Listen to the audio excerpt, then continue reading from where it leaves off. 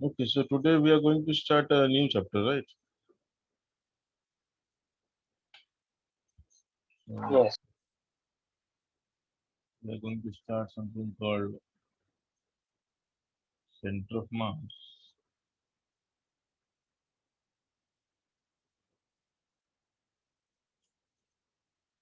So first we need to understand why we are going to learn this chapter, why it is so important,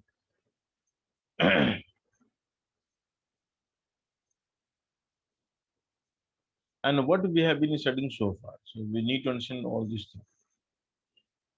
The distinction between the chapters that we have studied so far and the chapter of future is linked through this chapter called center of mass.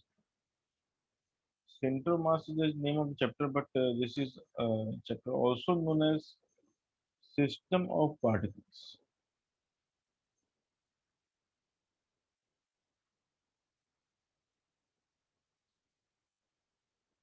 System of particles.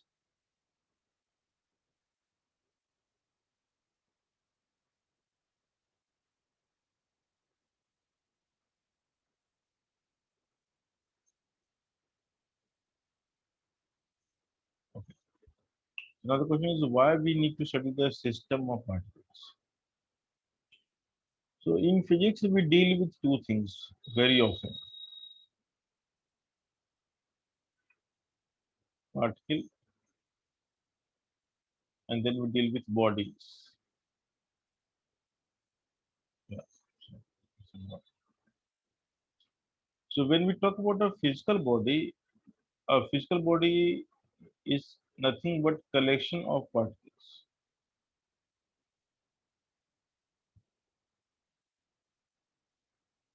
So a physical body is nothing but a collection of particles. So in case of physical body, normally we call it a rigid body. These particles are relatively fixed with respect to each other. For example, if you take a rod, then this particle is relatively fixed with respect to this particle. So their separation is somewhat constant. So in the physical world, when we talk about the rigid bodies, the relative separation of the particles are at fixed separation with respect to each other, and that never changes whether they move or not. But we may have a system of particles in which the distances are not fixed. We may think as a collection of free particles. So now this is the one stage behind the rigid body. So in rigid body, the relative separation is fixed. But what if the separations are not fixed? So what if it is movable? If it can change the intermediate separation. So now we preferably call it a system of particles. We don't say body because body is generally referred to the rigid body in which the separations are relatively fixed. But here things are changing, so we call it system of particles. So now from one particle to many particle, we are transiting. So this is the transition from the one particle to the many particle system. A body itself is a concept. A body itself is a system of particles, a collection of infinitely large number of particles. So the question is obvious question we can ask. A particle is a singleton object, and because a particle is a singleton object, so it's easy to deal with the various laws of motion or dynamical equation because you're writing for one point particle. So now the obvious question is what will happen if we have to deal with the system particle? Because now talking about the motion of each particle is a tedious job. So here we have three particles, so you may apply the Newton's laws of motion for each particle and then you may solve the question as well. Accepted. Agreed. But what if we have really 3000 particles? So is it possible to write the equation of 3000 particles? Can we solve 3000 simultaneous equations? The answer is definitely no. So when we move from the singleton object concept to many object concept, then we are helpless in a way that we cannot apply the various tools that we have learned so far. because we only know how to apply things for one particular point called the singleton point or the particle. So it was a obvious need in the past that we must replace the body or system particle by a equivalent singleton object, and this singleton object, which represents the entire system as a singleton object or a point, we prefer to call it center of mass. Just we said this is a center of mass.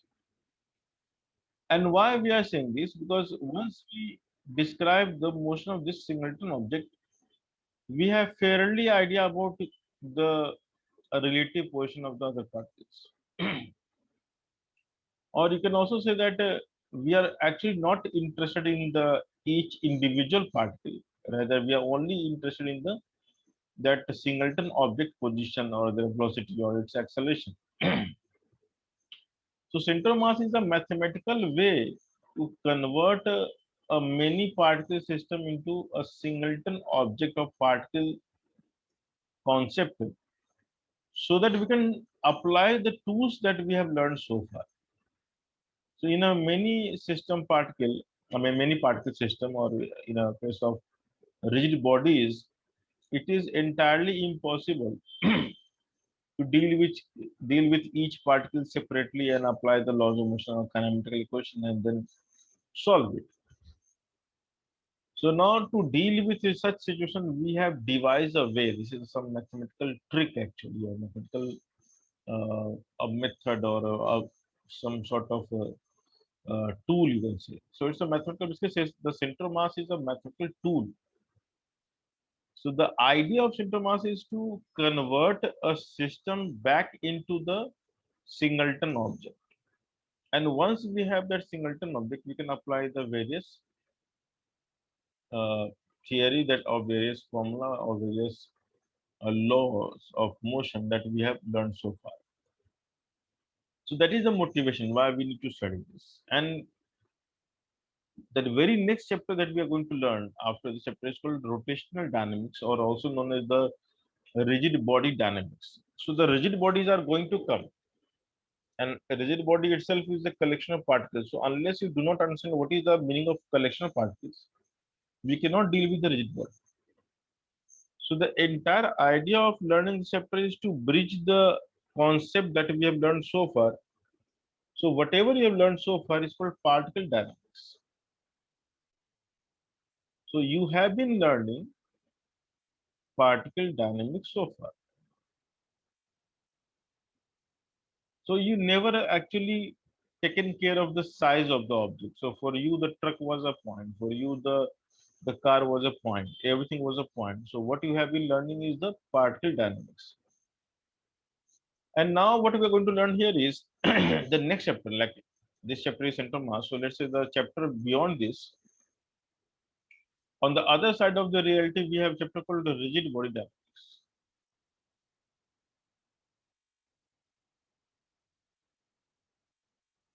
And from the particle dynamics to the rigid body dynamics, we need to deal from one particle to the many particle system. So this is another way of calling many particle system, not one particle, there are many particles. So this transition of learning from here to here demands something which we call center of mass. So once we understand this particular concept, then we are good to go with the next chapter. That's the idea. So as a learner, what we need to be taken care of, that what we are learning right now will have the direct application in the very next chapter. So when I will teach you this chapter, I will give you the glimpse of the next chapter so that you can relate things when we actually go to the chapter of rotational dynamics or rigid body dynamics. RBD may be a chapter for you, but in most of the Mumbai University, this RBD itself is called the engineering mechanics. Okay. So the entire course of one semester in first year of engineering in, is nothing but the RBD chapter that I will teach you. And probably if you're going to any Mumbai University college, then what you will learn as a JE course will be much more than their first semester course. So this is a huge chapter. So this chapter itself is a entire physics. So now this chapter that we are at right now, presently we are going to learn, will be acting as a bridge between the concepts that we have learned so far, called the particle dynamics, and the concept that we have to learn after this chapter called rigid body. So this is a sheer transition from the one particle to many particle system, and how to apply those concepts of laws of motion from here to there. So keeping these ideas in mind, we'll proceed in this chapter. We'll see what we mean by the word center of mass. Okay. So that is the motivation, like why we need to learn this chapter. I hope the motivation is clear, the purpose is clear, why we are going to learn this chapter. So once we have the purpose, we can see things clearly. So is a center mass some sort of realistic thing? The answer is not realistic, but it's having some the mathematical simplicity. So this brings some sort of simplicity which we can readily deal with. We can deal with this simplicity in a better way. So that is the entire idea behind this chapter, to bring a mathematical simplicity in dealing with those systems which is consisted of a large number of particles. So the obvious question is, what exactly is center mass? It is difficult to understand center mass at first go, so we'll go back to something more realistic, and that is called center of gravity. Now, center of gravity is something that we feel on a day-to-day basis.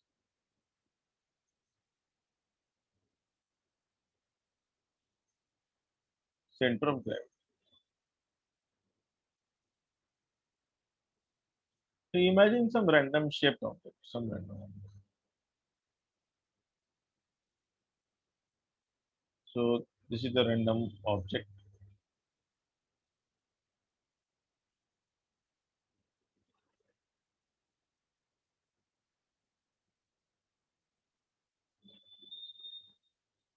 It will give you the feel about what is center mass exactly.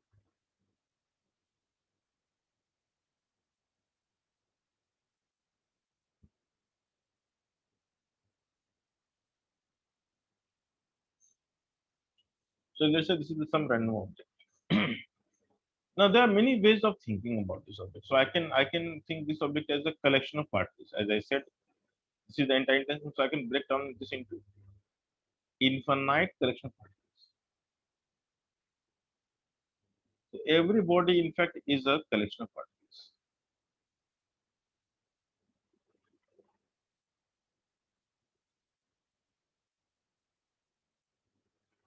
Collection of particles. I'm just making it bigger so that I can finish this process quickly.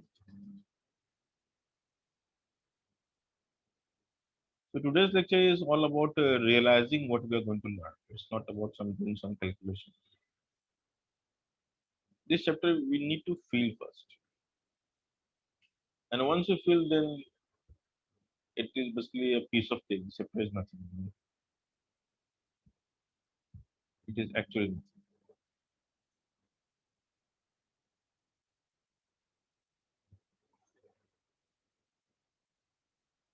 Or what I can do is I can just do one particular particle. Yeah, of many particles. No problem. I can do one particles.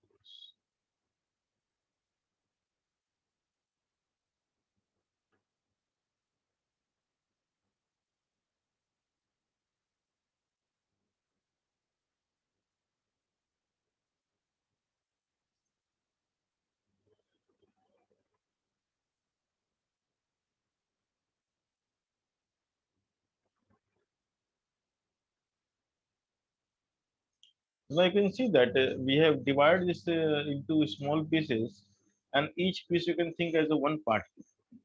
So let me just denote one part.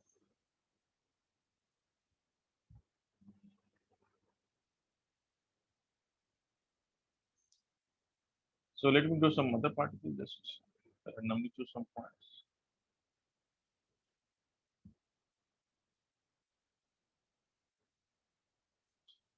Okay, let's see some other point here.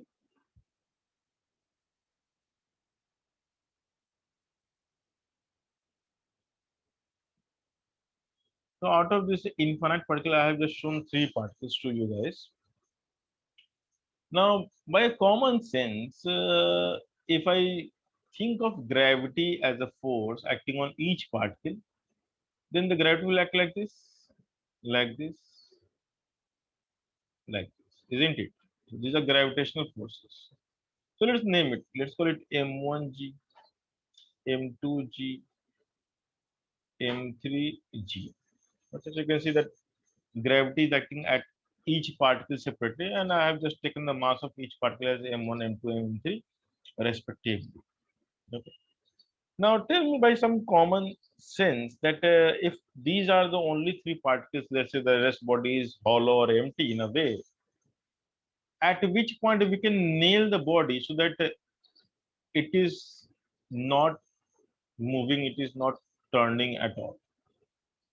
So I want to fix a point, I want to put a nail, I want to put some hinge so that the body does not rotate, it remains at rest. So which point do you think is better choice among 1, 2, and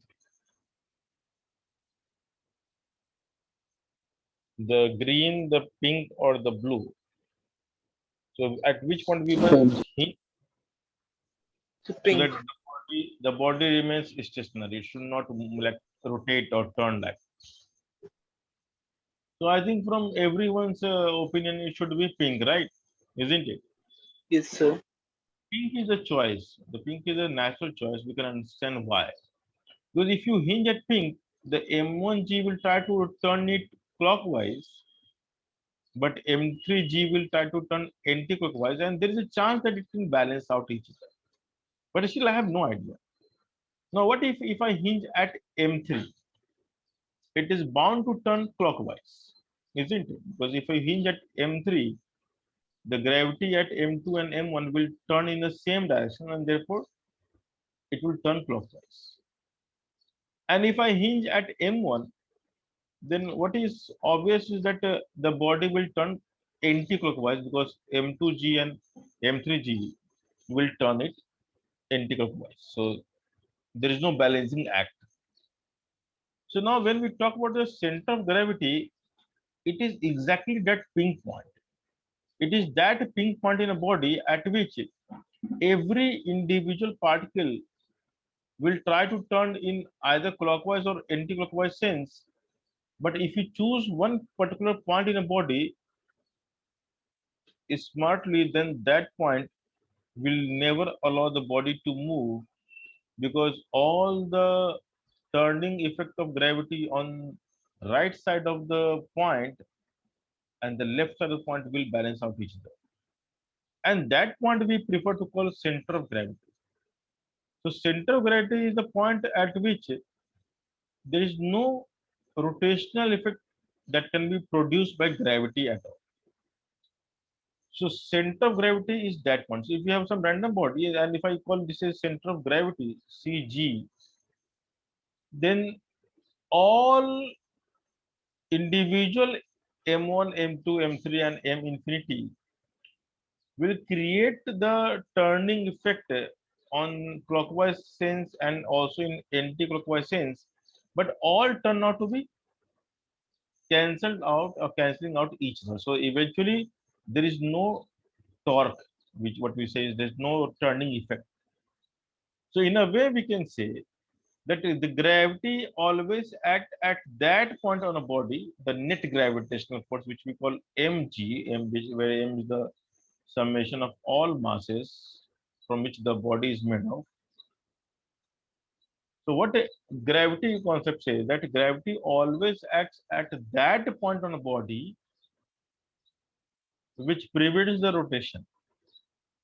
So the point where the entire gravitational force we assume which must be acting on a body is that point which prevents the rotation. The other way of thinking is that gravity is that force which never rotates the body. That's the idea of gravity. So gravity always acts at a point by nature which prevents the rotation. So gravity never rotates object. And then that point we call center of gravity. So center of gravity is the point where the net gravitational force is assumed, and about the center of gravity, there is no net torque. There is no rotational effect that can be seen or observed. So that is how the gravity always acts. So you can take a simple experiment and you can perform right now, right away. So take your notebook. You can take your notebook and try to press at this corner. What do you think? Your notebook will turn this way, isn't it?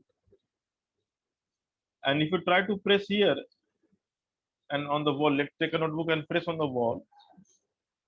So press on the wall at this point. What do you think? How this notebook will turn? Left. So it will turn clockwise. And if you press here at B point, it will turn Counterclockwise. counterclockwise. So once you turn the notebook, it will be in this particular shape when it is at rest. And if you, let's say this is B, and if you take A,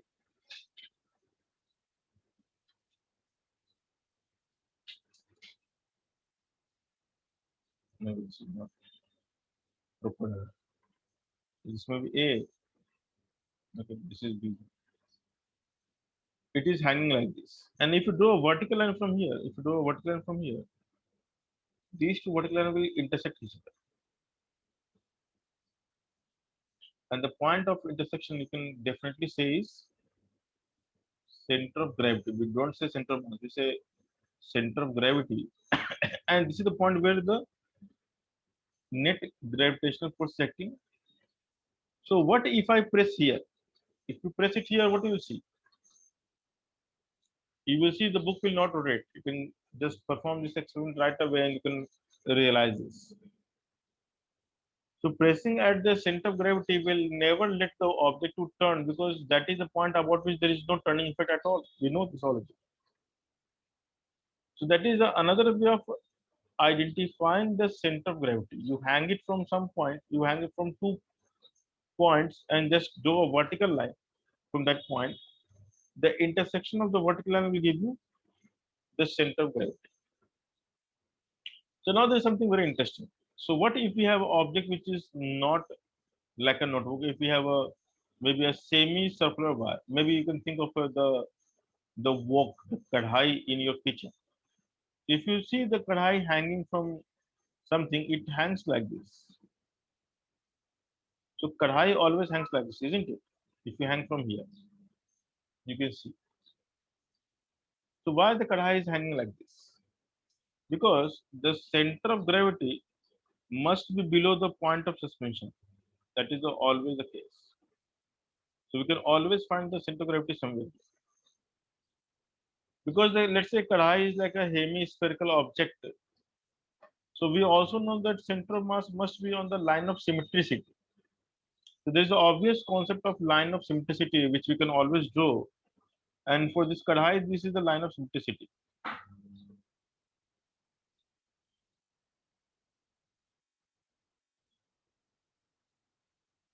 This is called line of symmetricity.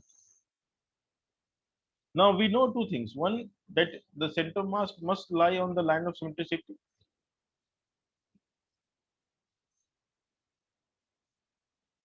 Because the gravitational effect will be symmetrically distributed on both sides.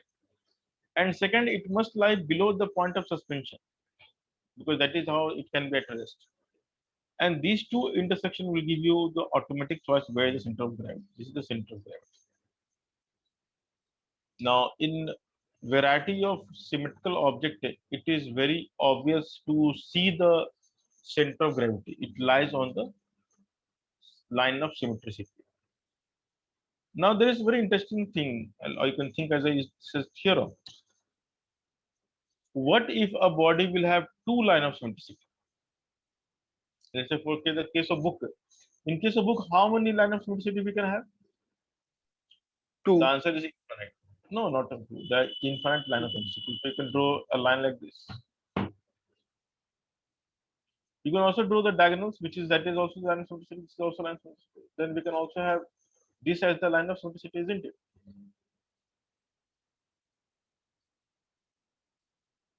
Now you can see something very interesting.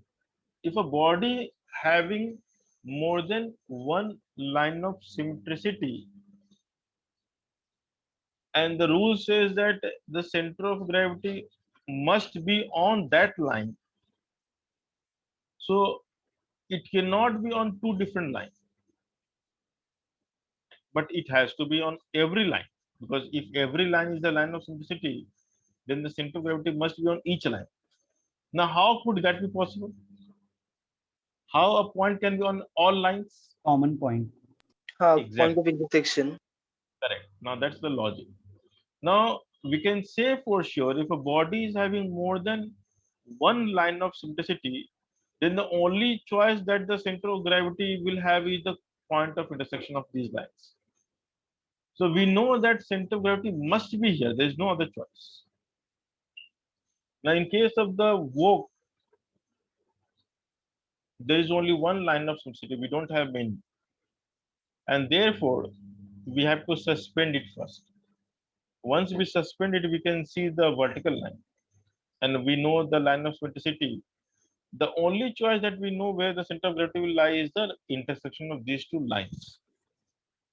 So for object with symmetricity or more than one line of symmetricity, the point of intersection naturally becomes the center of gravity, and therefore we say that the geometrical center of different geometrical shape always becomes the center of gravity by default without any much, I mean, you can say calculation. So we need not to calculate something. So if I give you a square lamina or rectangular lamina, you know that where is the center of gravity. It is the intersection of line of symmetricity. So it must be the intersection of diagonals or various other lines. Need not to be only diagonal, but we can say that for a rectangle or for a square, the intersection of the diagonals must be the center of gravity, because that is the only way we can justify the claim that center of gravity must be on the line of symmetricity. So what if we have more than one line of symmetricity? Then it must be on the intersection point. Then only it can satisfy the condition. In case where you don't see multiple line of symmetricity, in case when we have just one particular line of symmetricity, then you can suspend and get the answer. For example, let's say if I have a cone.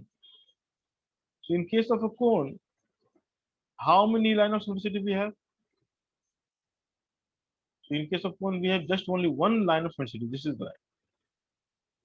So you cannot think of any other line which can be line of symmetry. Now, how to find practically how to find its center of gravity? So you can suspend from, let's say, this point A. So if you suspend from A,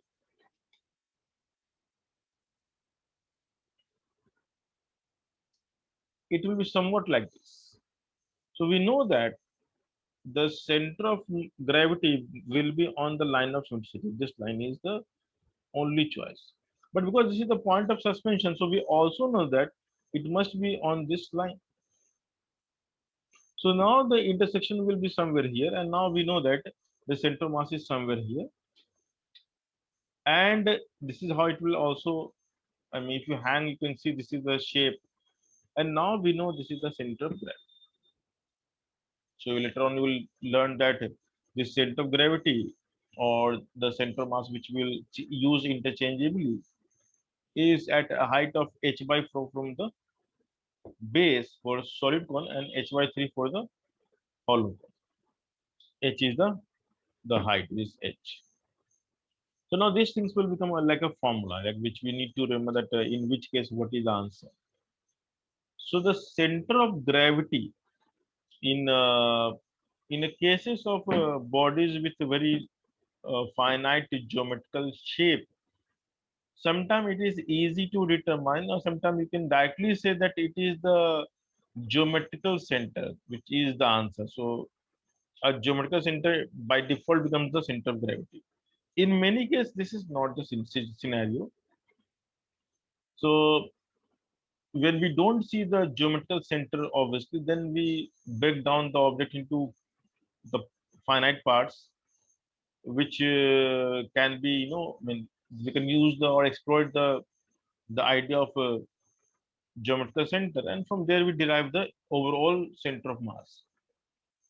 So in the calculation of center of mass, we can also break down a complex shape into the finite geometrical shape, and because we know the answer for each shape, then we can replace those finite shape with that center of mass, and from there we again treat that as a system particle, and then we again proceed to find the center of mass. We'll see how to do that. So now center of gravity is the point. Now you have, I hope you have realized that it is the point at which the net gravitational force acts. So mg always act at that point. Now before this chapter, I never told you that where the gravity acts. I just told you mg is acting, normal is acting, friction is acting, tension is acting, spring force acting. But in all those calculations, we were never interested in the location at which mg acts. So we were drawing the mg randomly. Okay, so if it is a block, it really doesn't matter. We know it must be at this point, and if it is a wedge, then it must be somewhere at this point because the gravity is near this point. It's the center of gravity. So in the chapter of rigid body, the location at which we represent the force also matters. So in the particle dynamics, we were not careful about the exact location where we should, represent it. But now the representation is very, very important. So we cannot ignore the representation. That is something which we need to be very careful about.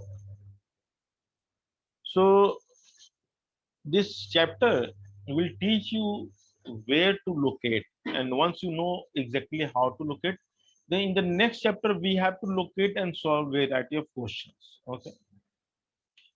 So what is center of gravity? How we can determine it practically? Practically, it's very easy. You just take any random shape object, doesn't matter. You hang from two particular points, and you can see a draw a vertical line, and then the intersection of the vertical line will give you the center of gravity, and that is true for any randomly shaped object, no matter what is the shape. Okay. When it is having some finite geometrical shape, then we are at, on a better position to determine it without doing any calculation, because we know that the intersection of the line of symmetricity or lines of symmetricity, I would say, the intersection of lines of symmetricity is bound to give you the center of gravity. Okay. So now the center of gravity is about gravitational force. It is not about uh, something else. It is about the gravitational force. Now, in case of uniform gravitational field, when we have an uniform gravitational field, and of course, day-to-day life, what we deal with will be having the uniform gravitational field. We are not going to deal with object which expands from Earth's surface to the moon. Then definitely the gravity will vary tremendously over the distance, and therefore our idea of the uniform gravity will vanish. But on a day-to-day life, what we deal with is uniform gravitational field.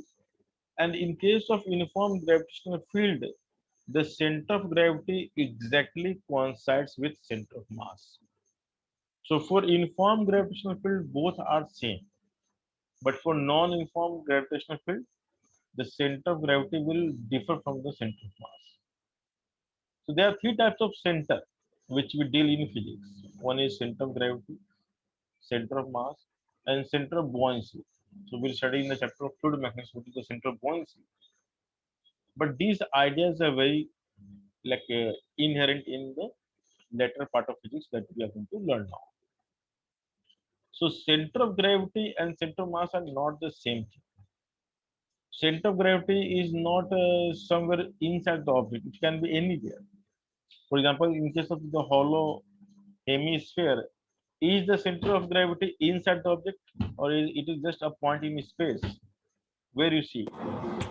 One moment, please.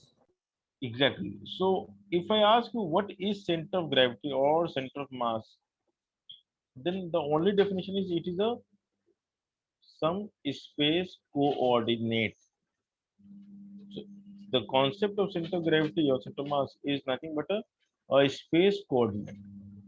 In case of center of gravity, we say that it is the space coordinate at which the net gravitational force acts. In case of center of mass, what we say? That's interesting. So in case of center of gravity, we say it is the space coordinate at which the net gravitational force acts in a way to prevent the rotation. So the center of mass is not the same thing because, as I said, in case of non-uniform gravitational field, things will be very weird.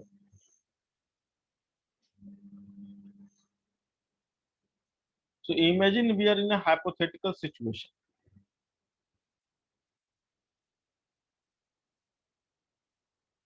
So we are in a hypothetical situation. We have this situation, and gravity is changing as g not x. X is this, which means if you go towards right, the gravity will change. So gravity is not uniform; it is rather non-uniform. And this is some rectangular slab. Imagine this is some rectangular slab. What do you think? Can we say the center of gravity is at the geometrical center? Can we say this? No. So now the geometrical center cannot be the center of gravity. Okay, so although we have the line of symmetricity, this is the point of intersection of line of symmetricity, but it will fail to become the center of gravity. Now, so center of gravity will shift somewhere on the right. So the mg will act here because the center of gravity is not at the center; it is somewhere on the right. But the center of mass will be exactly at the center. So center of mass and center of gravity need not to coincide all the time. Now what I said is only if the field is uniform, they coincide with each other.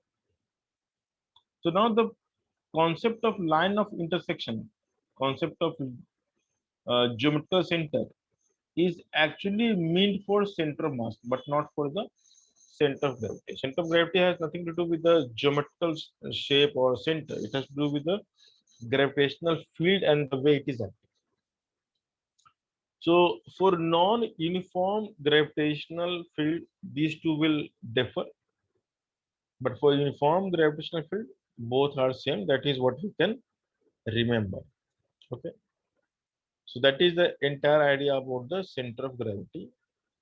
Now we'll try to understand what is center of mass and why we need to learn this concept. Okay. So now let's come to the center of mass. I hope the center of gravity is clear to all of you. Yes, sir. So what is the center of gravity? Let me Point in define a this. space. Yeah, so it's a space coordinate at which the net gravitational force on a body acts, and it acts in a way to prevent the Rotation. rotation. So the center of gravity never creates any rotational effect. So the gravitational force always, I mean, it never creates, you can say, rotational effect. So gravity is not meant for rotation. And that is why you can see that in the entire universe, all stars or planets are spinning on their axis. At the same time, everyone is attracting each other. But the spin is not getting affected. Why? Why the spin is not getting affected? Due to attraction.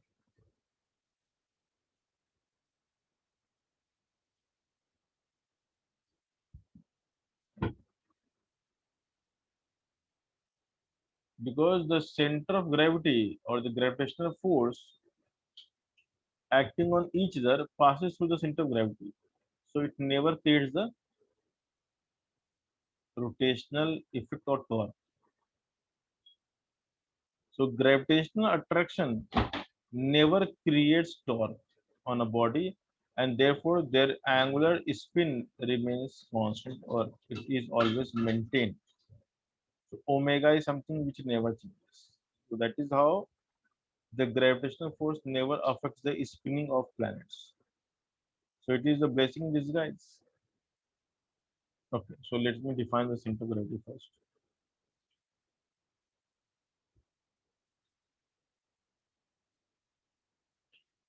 So what we say? It is a space coordinate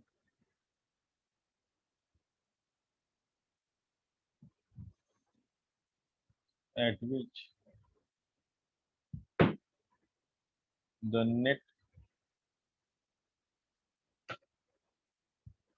gravitational force acts in such a way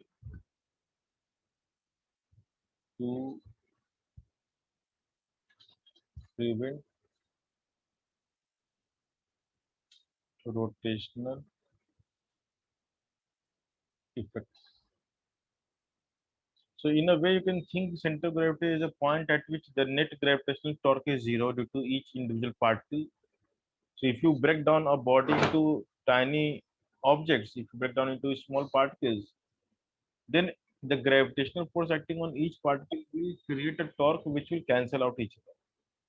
So that is the entire idea about the center of gravity. It is the point at which the net gravitational effect always cancels out each other and therefore no rotational effect is produced. So that is the idea behind the center of gravity. So now we can move to the concept that we are actually looking for, and that is your center of mass.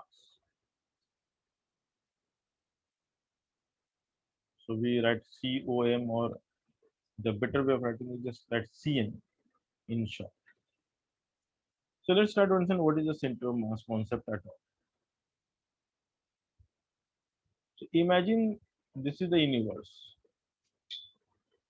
and I am the observer. So let me create some coordinate system. So this is the origin, which is the point where I'm standing or sitting. I'm the observer. Now this observer is looking at this universe, which is right now empty. You can see nothing is there. And now a particle comes into picture and it claims that my mass is m. Now this is just only one particle. So where is the mass of the universe right now? Imagine the man is having zero mass. The observer is massless object. So where is the mass of this universe? Sir, M. M comma 0. Not m comma 0. The m is the mass of the particle. So we can say that the mass of this universe is nothing but the location of particle itself. So the location of mass of universe must be the location of this particle because that is the only particle we have in this universe. So the concept of center mass simply says that it is at a point where the entire mass is concentrated. So now right now we have just only one mass, and this represents the center of mass of the system. This is the center of the mass of entire system. So for one particle, the particle itself is center of mass. So we never felt the need to define it. So that is the reason why so far we never, indulge ourselves into the discussion of center of mass, because when we are dealing with a particle, then particle itself is the center of mass. So now let's say create a system with two particles. Now this is the center of mass. So we create another system, a new system. Let's create another page.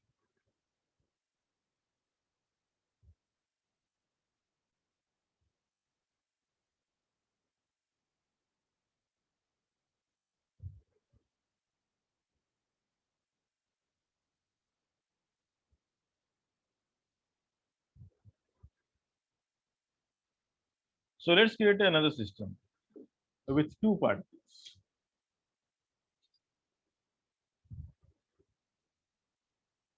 Now once you create a system with two particles, then neither M1 nor M2 can claim that it's a center of universe. So M1 will have some weightage. So the M2. So both will claim the universe simultaneously together. Now, because both are claiming the universe, so it belongs to neither. Now they become the contributor of the universe. So M1 will say that okay, I am the center mass, or M2 will say no, I am the center mass. So there is actually not a mutual agreement that M1 is center mass or M2. So now the center mass is going to be somewhere else. So the answer to the question is, I mean, where it should be. Now you can think ideally that if M1 and M2 having equal mass, then the logical position that we can think is the center of the line joining the masses, isn't it? So if M1 and M2 are equal in value, so where is the center of mass? It will be the Midpoint. midpoint of the line joining the mass. That is the location that we can imagine. So now if I make the M1 bigger in value than M2, then it will shift from midpoint towards M1. where? And if M1. M2 bigger than M1, then of course it will shift towards M2. Yes, So okay.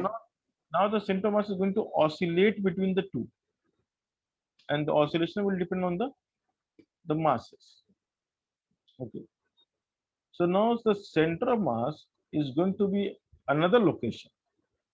So now the question is, what will be the feature of this new location? How we can understand this new location? So what property they actually follow? So So basically, let's call the location of the first point as R1, and the location of the second point as R2. So we have M1, we have M2, we have R1, and we have R2. So these are called position vectors. So M1 is at R1 away from the origin, M2 is R2 away. Okay. So now we are going to learn a new concept, a new, uh, you can say, terminology, which is very, very important, which is called the product of mass and the position vector, M into R. So for M1, we have M1 R1. For M2, we have M2 R2. Now what I'm trying to say that R1, R2 are their position, but is the center mass at R1 or at R2 or somewhere else? So answer it is somewhere else, right? So the center mass is basically, let me do this. Let me take M1 bigger than M2, just for the. Now let's call this as center mass, Cm. So again, this Cm will also have the some position vector with respect to origin. So what is the interesting feature about the Cm? So you can think this is a tug of war. In a tug of war, what happens? The two teams pull each other. Okay. So the center mass is like that center which balances the two teams. Now M1 and M2 will be balanced. But what is the meaning of balancing here? What we are trying to balance here? So the answer is we're trying to balance something called MR. This is the balancing act. This is called mass moment. So in physics, the moment is a word which when you add as a suffix to a term, it actually means multiplying that term with R. So when I say mass moment, then I'm trying to multiply the R with mass.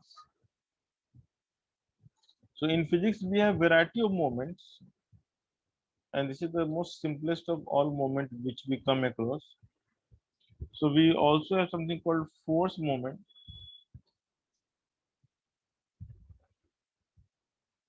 which we write as R cross F because these two are vectors, and that is also called torque.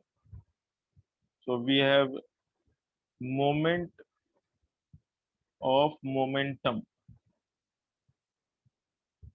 because it's moment of momentum. So we write as R cross P, because P is called momentum, and moment of momentum means the R of P. So in a way we write R cross P, which is also called angular momentum in physics. We have a second moment of mass, that is moment of mass. This is the moment of mass, the second moment. So you take dot with another R, so we call second moment of mass, which we also call moment of inertia, which you will learn later on, which we write as mr square. But it is the thing will not stop here. If you go further, we do have something called dipole moment in electrostatics, or in chemistry. This word you will hear very often, dipole moment. So here the dipole moment is like the di means two, pole is like a charge, plus and minus charge, and if these charge are at some position r1 and r2, then dipole moment is the sum of the moment of these two charges. So we write as P. It is Q into R1 minus Q into R2, because this is negative charge. This is called dipole moment. So the moment is a very common terminology in physics, and it will appear at variety of places. So I just wanted to brought you to your attention, bring it to your attention at one place. So when you see the word moment, it means something is multiplied with R. That's called the moment. So moment is about locating something with respect to some origin. So we have a position vector. So now R1 and R2 are the position vector of the mass M1 and M2 respectively. And now we are looking for the position vector of the center of mass. So the R1, R2 must give you the answer of RCM. That is the idea. So the question is, what is RCM? What is the role of M1, M2? Okay, so there are a variety of ways in which we can derive, but for two particles, we can say in a simplest way that the center must be the location, which is like a balancing. It's like a physical balance. So where you put the the support which can balance the balance. So let's say if I put equal 1 kg here, 1 kg here, how you are going to balance? By putting the support at the middle, isn't it? Now there is a very interesting thing. What if we have different mass? Can we balance it? If we have maybe 5 kg here, and if we have a 10 kg here, is it possible to balance this by putting the support at the middle point? The answer is no. You cannot balance it. So how you are going to balance it? Where we should put the support? So we will come to know that the support must be close to the heavier object. And if you put the support nearer the heavier object, then this distance is small and this is bigger. But this mass is small, this is bigger. A bigger mass multiplied to this number, let's call it R2, and the small mass multiplied to this number, let's call R1. If the product of these two are equal, then this is the balancing point. This is the central mass. So we say that 5R1 if is equals to 10R2, it means there is a balancing. Now by definition, the 5R is nothing but the mass moment, and 10R2 is also the mass moment. So the mass moment is like two balancing actors, and M1 is trying to balance, M2 is trying to balance, and because I have told you that M1 is more than M2, so to balance we need less of the length. So what we say that this distance, if I call it R1, not R1, let's call it uh, let's name it A, B, call it C. So the M1 into AC is the mass moment about center mass. So center mass is the point which always creates the mass moment which always add up to zero. So center of mass is that location. If you try to calculate the mass moment of each particle from there, from taking center mass as the origin, then all mass moment will give you zero answer. Understood? So what we can write? We can write something like this. So imagine this is CA, this is CD. So M1 into CA vector is the mass moment of A with respect to center mass. Then you add the center of mass moment of B, M2 into CB vector. Now, if C represents the center mass, then all this mass moment must add up vectorally to which value? Zero value. Then only this can be center mass. So center mass is a point which is like a balancing act. So it will add all mass moment and will give you zero answer. Understood? So what is Yes, the sir. center mass? It is the point from which if you try to calculate the mass moment of each particle, then all will add up to zero answer. And now the center mass must be like origin. So now the question is how we can add CA. Let's try to add CA. So I'll put on next page.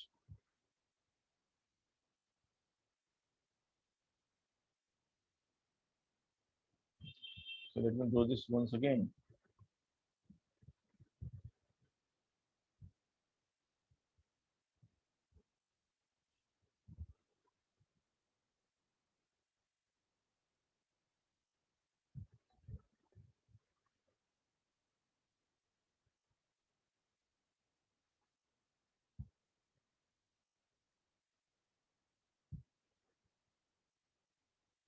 Sir, can you A, show the previous page?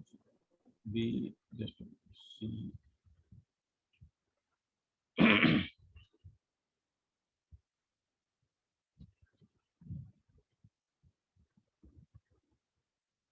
Done, sir. Okay.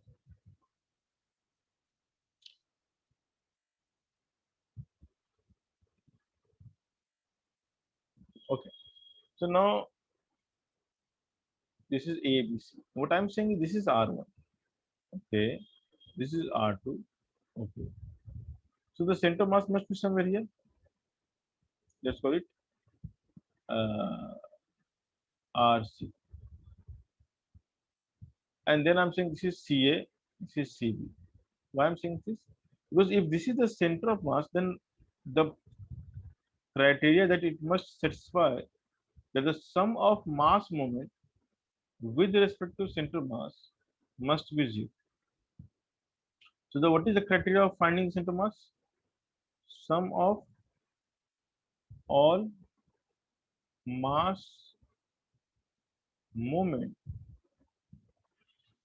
with respect to center of mass must add up to zero.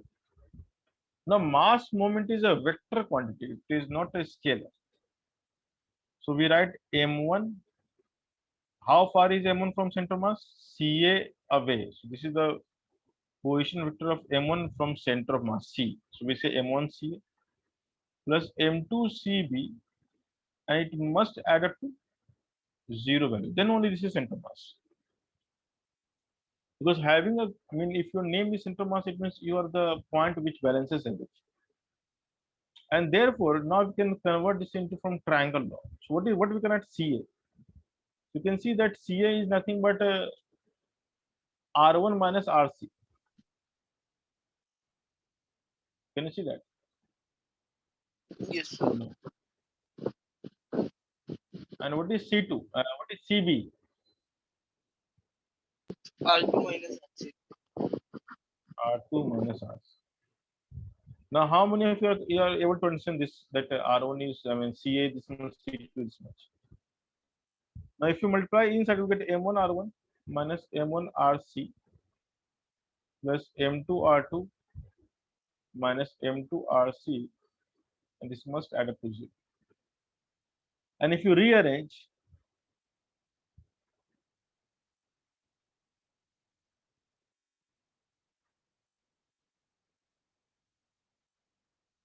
so now you can see the RC turns out to be very simple formula: M1R1 plus M2R2 upon M1 plus M2.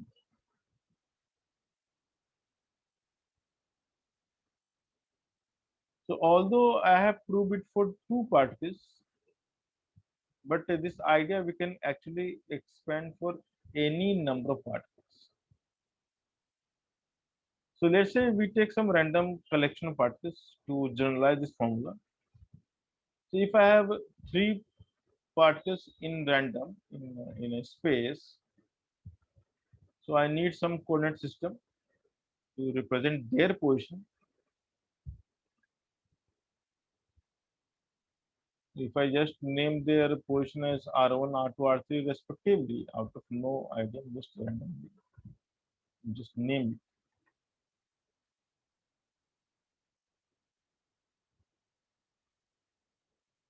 Now something very interesting we can also learn here, that if these are three particles, so where we expect the center mass, where it should be.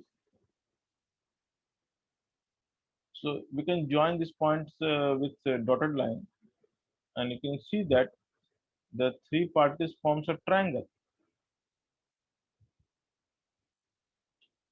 Now what do you expect? Where the center mass should be? Outside the triangle, inside the triangle, or line joining the M1, M2, M2, M3, or M3, M1? Where you expect?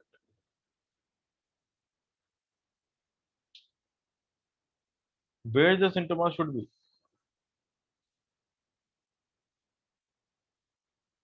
So inside the triangle. So it must be inside the triangle, somewhere inside the triangle. And how we can verify this claim? It's very easy. So if you think of M1 and M2, we know the center mass must be somewhere between. We don't know exactly, but we can say, let's say this is the claim which is the center mass of 1, 2.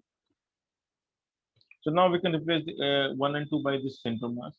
And then again, we are left with only two masses, this and M3. And the center mass must be somewhere here or anywhere. So the claim is that for three particle system, the center mass must be within the triangle made by joining the particles. So this claim is always true without any ambiguity or exception. For two particle system, it must be on the line joining the particles. Or for single particle, we don't say system because there's only one particle. So for one particle, the particle itself is center mass. Understood? So for one particle, the particle itself is the center of mass. I hope this is clear. Yes, sir. Understood. So now, if this is the case, I want to know where is center mass. I have no idea where is center mass, but I can claim this is center mass. So this claim says that if this is the center mass, then the position vector is, let's say, this called RCM, or just write RC, and let's call this is R1, call this R2, R3. Now what I'm saying is that if this is the center mass, then what will happen? Then if I join center mass to each particle, and if I call this origin and this as A, B, D, and this is C,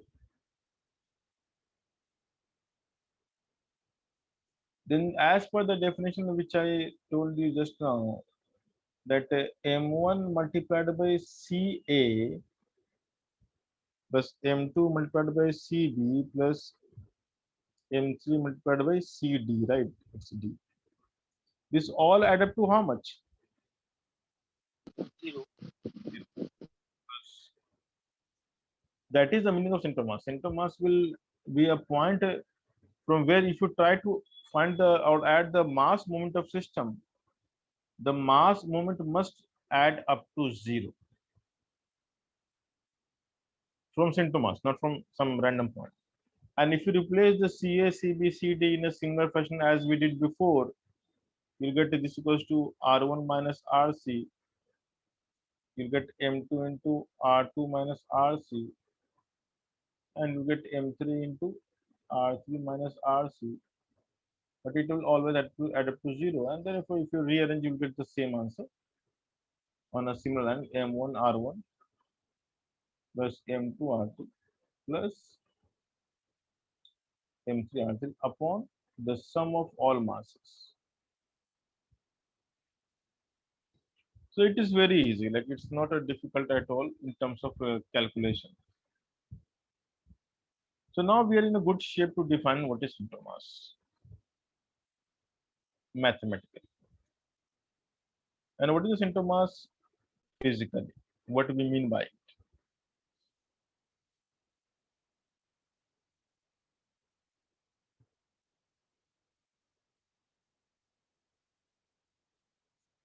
So we say that. So now the physically the meaning is it is the space coordinate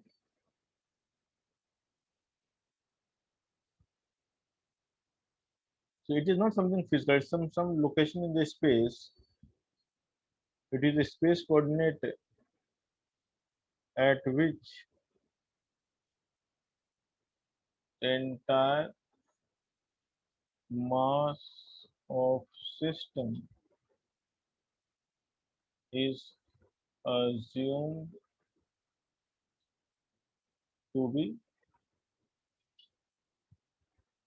concentrated.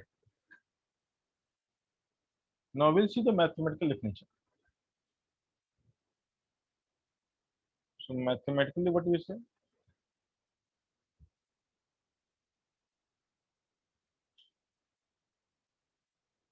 It is defined as the weighted mean of position vectors of system of particles with respect to some origin. Now, what is the weighted mean? Oh, sorry, not origin, with respect to their respective masses.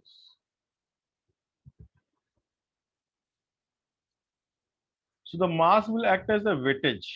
Like what is the weightage of R1? What is the weightage of R2? So M1 will tell you that see R1 is having this weight. So now here weight means weightage.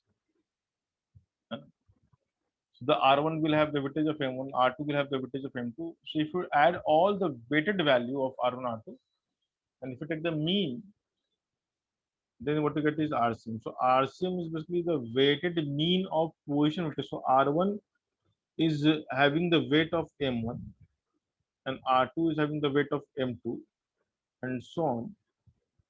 The Rn is having the weight of M1, let's say. So this is if you add all value and if you divide with the all the weights,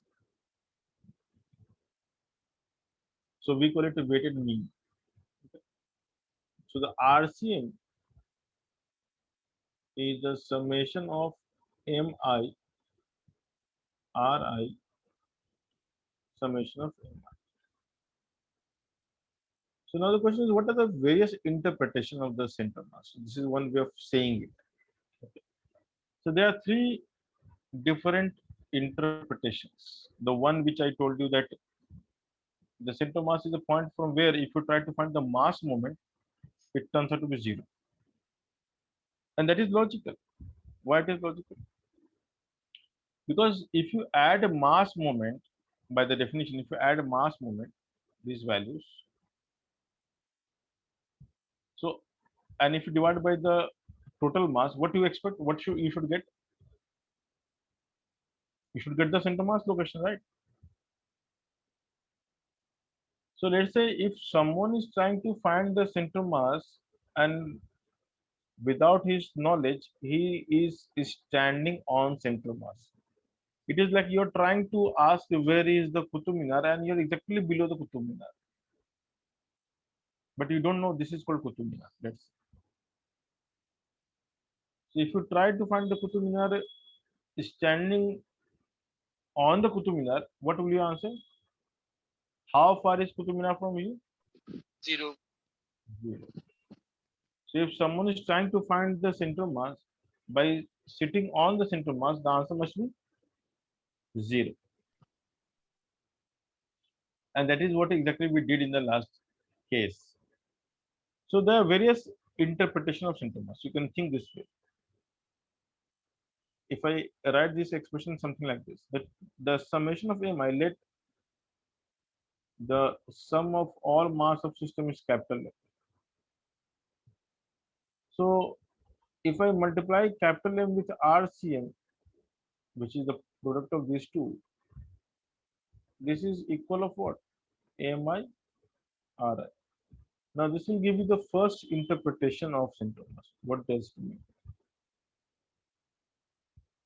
So it gives you the equivalence between the two calculation. It says that the mass moment of center mass, the word mass moment of center mass, if you try to calculate the mass moment of directly center mass, if you know somehow the location, it will be exactly equal to sum of all mass moment of the reality. So on the RHS, what we have is the reality, the actual particles, and on the LHS, what we have is the some arbitrary position at which we claim that the entire mass is located. And for my claim to be true, the condition is that the mass moment of that center mass as a whole numerically must be equal to the sum of mass moment of the individual particle with respect to the same origin. So if this is true, then we say this my claim that the location which I have decided is the center mass. Understood? So now on the LHS, what you write is the equivalent claim. On the RHS, what we have the reality. So this is the claim and this is the reality. And we are trying to relate the two. We are trying to say that whether you add all mass moment or you just find the mass moment of central mass, both terms are to be same. And you can verify this. That's the idea. So center of mass is what is center mass? It is the point whose mass moment gives us exactly the sum of all mass moment of central mass system particles. So it will prevent the calculation. So it is not necessary that you must find the mass moment of everything separately. You just find the mass moment of central mass and your job is done. Now, why this is so important? So look at this example. Imagine if you have a rod. In a rigid body, we know the center mass of the rod is here. Now, this information is available to us in advance. And because this information is available to us in advance, so finding the mass moment of the system only demands the finding the mass moment of this particular point, which we call center mass. So it will ease out the process of writing. So I need not to go through each particle of this rod and find the mass moment. What I'll do is I'll directly multiply the position vector of this point from the origin, which I am going to take somewhere. Is this clear? Because what I am claiming is the Yes. big thing. Yes, sir. So this is really the biggest thing that I am claiming here. And this is something which you need to actually realize and understand, that the mass moment is a alternative. So mass moment of center mass is the alternative of doing the actual calculation. So which calculation is easier in a case, in a situation? So the answer is the calculation of center mass is easier than doing individually. So the burden of dealing with infinite points will be reduced to the burden of doing for one particular point which we call center mass. And if it happens to known to you in advance, then you can ignore the reality and just go with the claim. That is the notion of learning this chapter. We can reduce the effort of doing individual calculation than to go and write the LHS. The MRCM is exactly same as summation of MIRI. So the MR as a product is the mass moment, and this mass moment will have an equivalence way of writing. So the way of writing the formula is very a variety of ways you can write in the way you want. But do you really understand the meaning of it is very important. So writing blindly and solving question is not of no use, but realizing why we are writing, what is the purpose of writing, and what could possibly we can do to get this answer. So all are the possible ways of thinking. These are like some thinking methods. So now this is the derivation which is very crucial. This derivation is very powerful derivation. That if a point claim it to be center of mass, then if you try to find the mass moment from there for each particle, all will add up to zero. Now this itself is a concept. Now the definition that is written in the books, that is a concept. You can take that as a concept, that RCM is the summation of all mass moment and then divided by the total mass. We call it the weighted average. That's the idea of calling the average position, the average location. So center mass is the average location, but this average location is calculated with the help of mass itself. So mass will act as the weightage, which will tell you that how significant is my position. Okay. How significant is my position? And the third interpretation says that that the duality of calculation, like what we can do to get the same answer. So shall we find the center mass? I mean, so if shall we add all mass moment of each particle, or is it just good enough to find the mass moment of center mass? And it turns out to be both are equivalent statement. Now this is very important. I mean, we'll just see after a while that why it is so important. Okay. So now this is the definition of center mass mathematically, and the definition as a concept. So as a concept, it is the space coordinate at which the entire mass of the system is assumed to be concentrated, and it is defined as the weighted mean of position vectors of system particles with respect to their respective masses. So that is the definition part. And now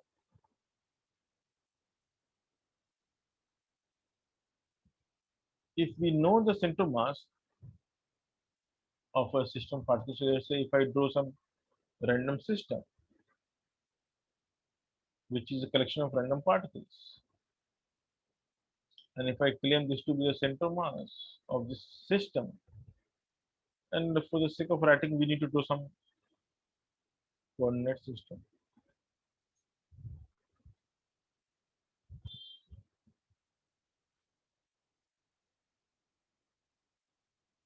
So if I say this is RCM,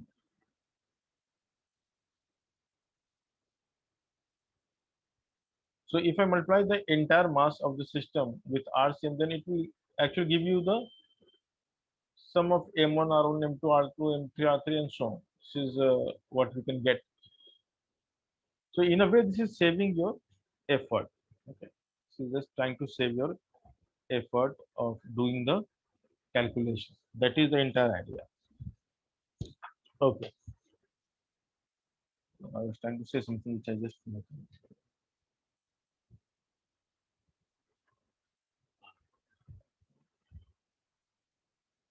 Yes. So now this system of particle having the center mass, we can draw a perpendicular from here.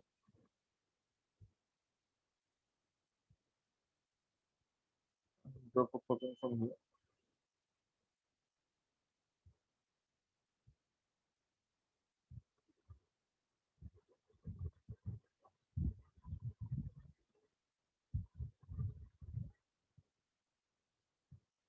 So now we can say it will also have the coordinates. Some coordinates we can say xcm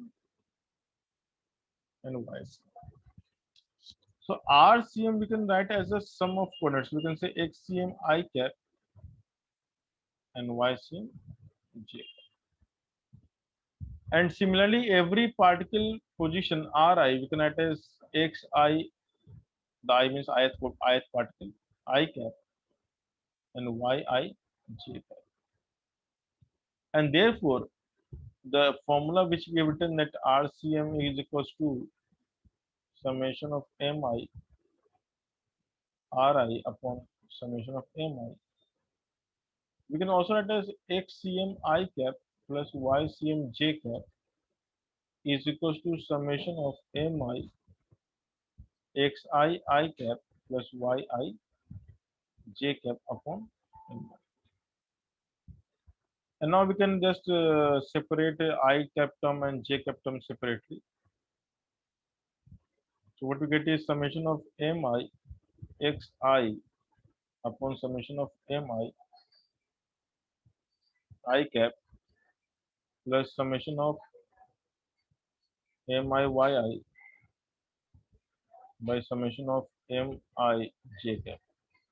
And if you compare the coefficient of I cap and j cap, you can get the means separate coordinate. So what we can write is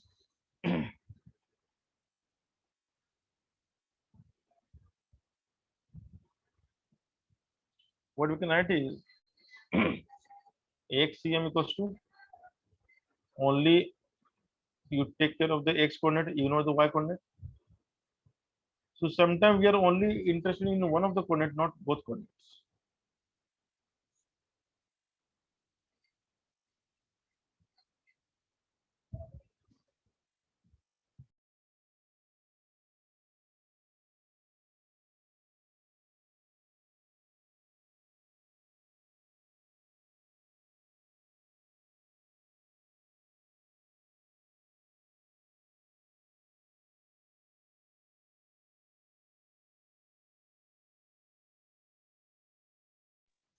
And you can write YCM like this. So if you want to find only one coordinate, if you're not interested in finding the entire the position vector, you can also take care of each component separately.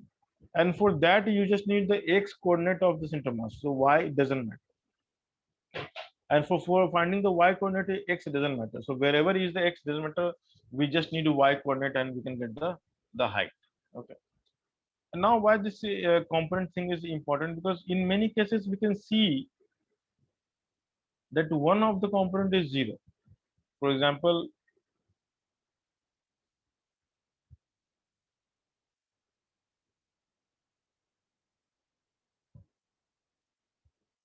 imagine if we have a semicircle.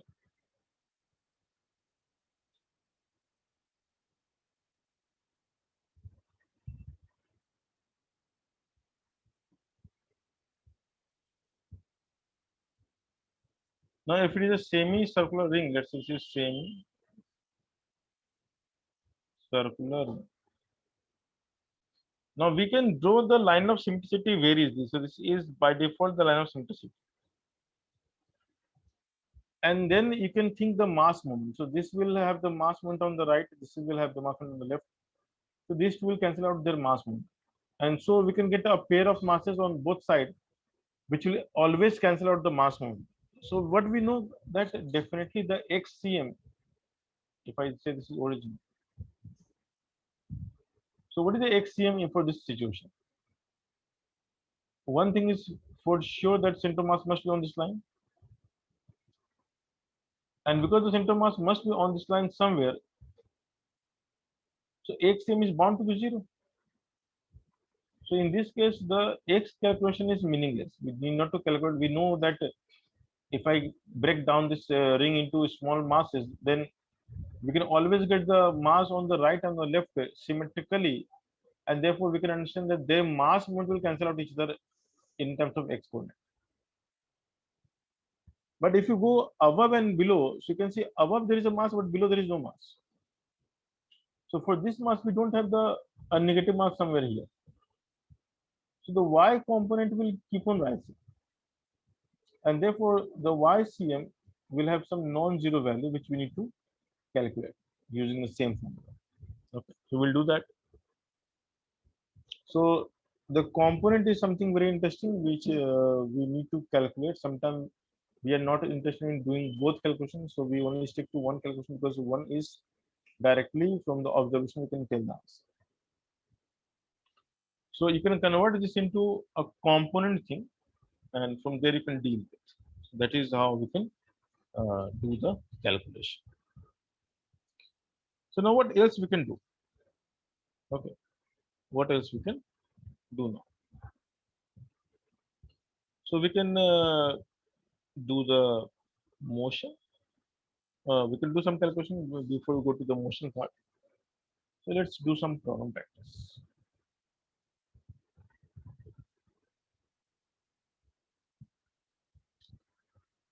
So now finding the center mass of one particle is a meaningless job. So I'll not start with one particle. So let me start with at least two particles. So let me start with two objects. One here. So these are two stars in the sky. The two stars. And this is a line joining the stars. Let's say you can extend this line. Or maybe not.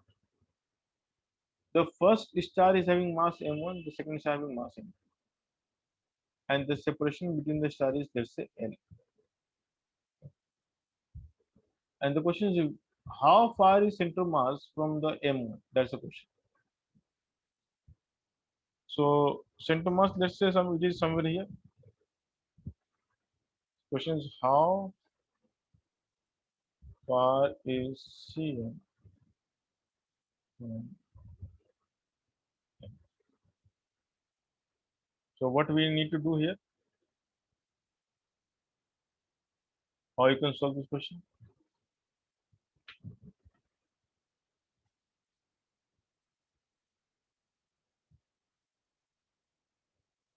So to solve any question, first you need to assume some coordinate system.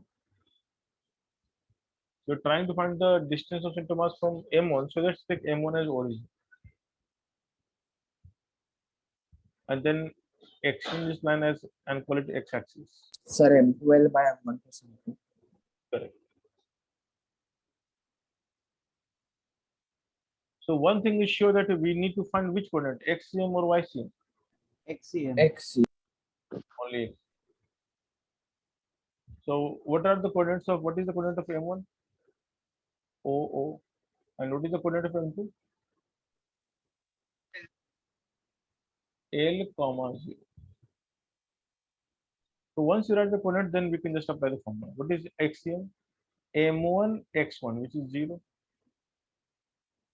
m2, what is x coordinate? L. And now the answer is ready. So we know this is the answer. But remember the first derivation which I gave you. If I call this distance as R1, if I call this distance as R2. So center mass is that portion which always having the balancing act. So the mass moment about this location, this is like the fulcrum. So the mass moment must be balanced about C. That's the idea. So what is the method 2? Balancing the mass moment about C. Balancing, because that is how I started the derivation. The mass moment about C. And it is very easy. How we can balance it? So now you have to choose this as origin. Mentally, you have to choose the C as origin. Imagine C is the origin.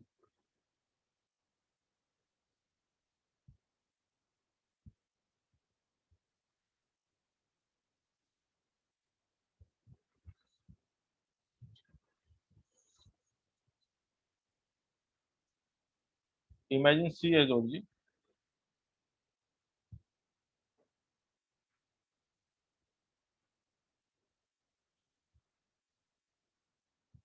And R1, R2 are the distance from the C to M1 and C to M2. So what is the mass moment of M1 with respect to C as the origin. So it is very obvious. I can take left as negative, so I can say minus M1R1. But on the right hand side, what we have? Plus M2R2. And this must add up to 0. This is one way of thinking. Other way of thinking is the left balance is equal to right balance. So the mass moment to the left must be equal to the mass moment to the right. So you add all mass moment on the left and you balance by all the mass moment on the right. That's simple idea. And therefore, this will give you the simple solution. M1 R1 only. In fact, I should.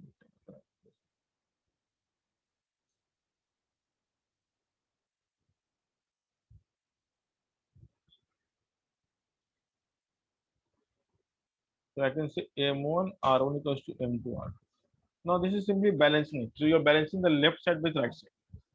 So all the mass moment on the left must be balanced on the mass moment on the right. If this is the center mass, if we claim, and the ratio of 1 by 2 will be 2 by 1.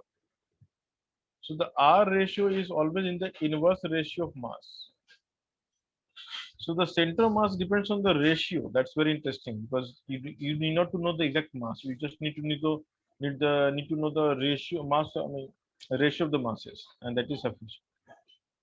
The other thing which we know is that sum of the R is L. Now it is only about solving these two questions. That the ratio is known to you, the sum is known to you.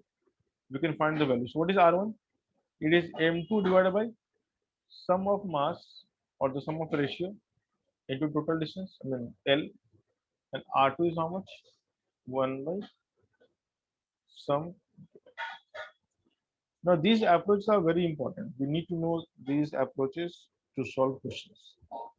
In all questions, you will never know the mass. So what is important is the ratio. So once you know the ratio, you can solve the question. So mass is actually not important. What is important is the ratio. Okay. So let's take some simple example.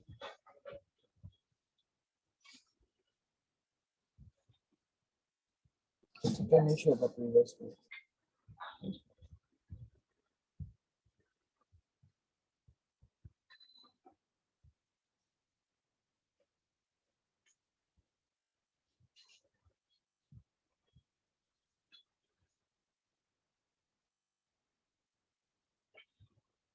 Done. Sir.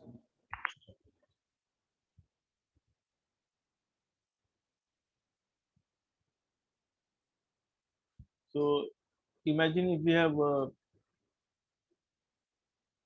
some particles here, maybe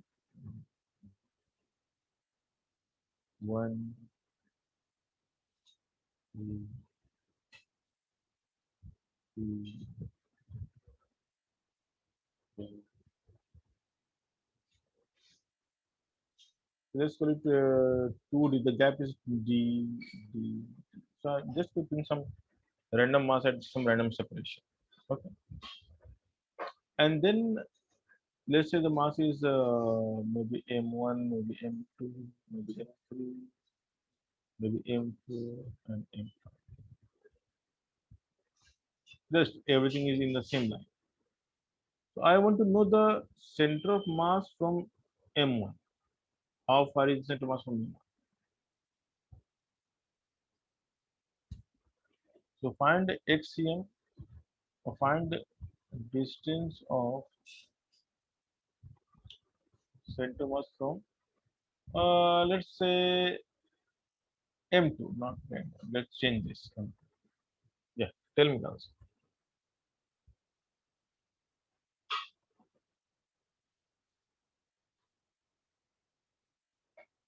Or in fact, you can take the right as first.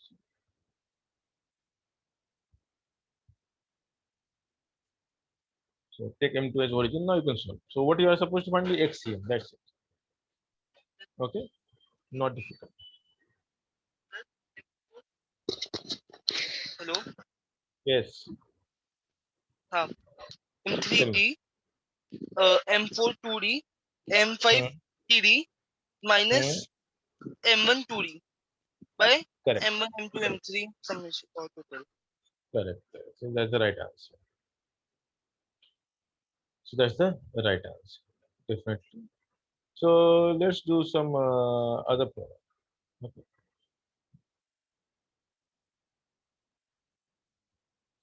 So imagine, or we can take the same example.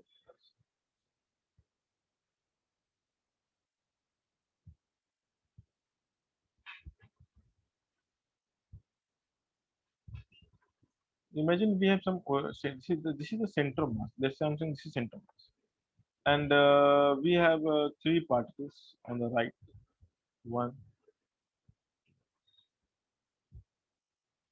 and let's call this is G. This is G. This is G. M, 2M, and 3. Okay. Now this is center mass. So the fourth particle is somewhere here, which we don't know where, and the mass of the fourth particle is 6. The question is, what is this value?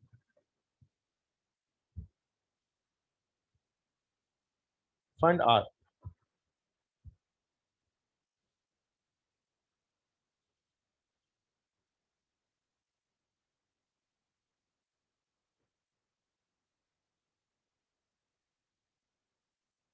Then what is R? Quickly.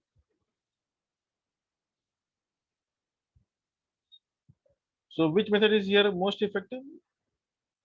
The mass moment, the sum of mass moment about center mass must be 0. Yes, sir. So to 14 answer by this, 6. yes. Pardon, how much? 14 by 6G. Okay, so it's M 149. Yeah, 14 by 6. Correct. 7 by 3, right? So R is how much? Sir, 14 D Yes, by 6. correct, correct. All are correct. So the idea is simple. About center mass, the mass movement on the right. So it's like balancing. It's like fulcrum. Something this is balancing. So this three will try to tilt this way, and this will try to tilt this way. So this must balance. But what we need to balance is the mass movement or the sum of mass movement. So what kind of directly is that 6m into r must be equals to md plus 2m 2d plus 3m 3d, and it all turns out to 14d. M.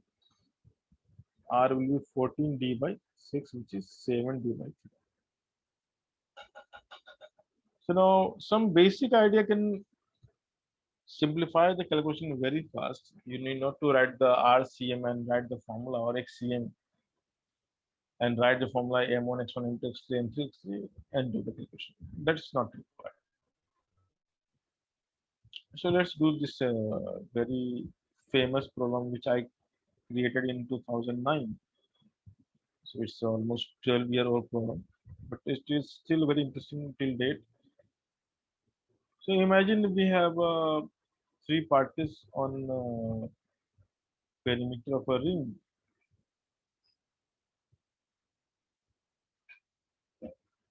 and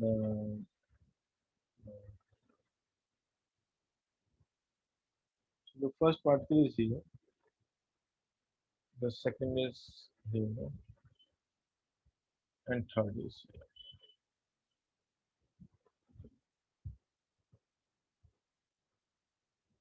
And now what I'm trying to find is this. So this separation is given to us.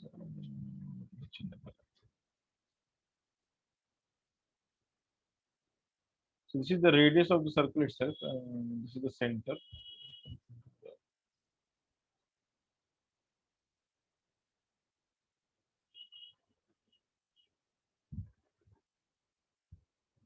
So the radius of the circle is also R. This is the origin. This mass is m. This mass is 2m. This mass is m. This is r, and this radius is also r. Question is, find the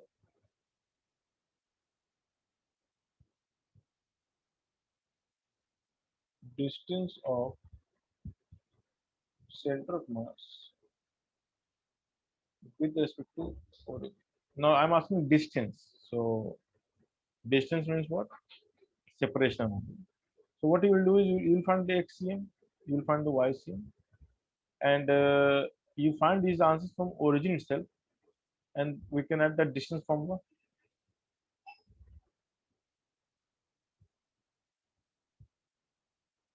So your job is to find XCM and YCM first, and then distance is simple, pretty easy. Or you can use some other trick if you want to use.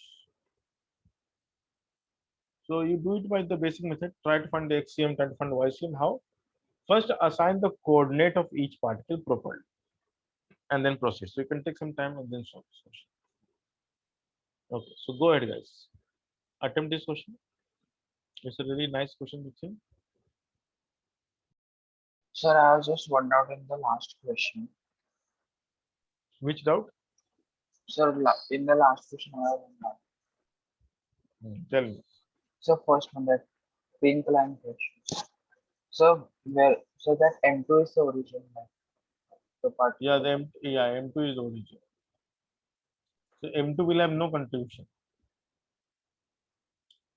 but M2 will come in a D unity. That's it. So you can say XCM equals to M2 into 0, M3 into D, 2D upon Y, sorry, minus also, because that's on, and M1 into 2D. Then you add all masses. So here we only add, we don't subtract. Because mass moment is vector, but the rest are not vectors, right? Mass is not a vector. Mass moment is vector. Mass is scalar. Okay, so now can I attempt this question now?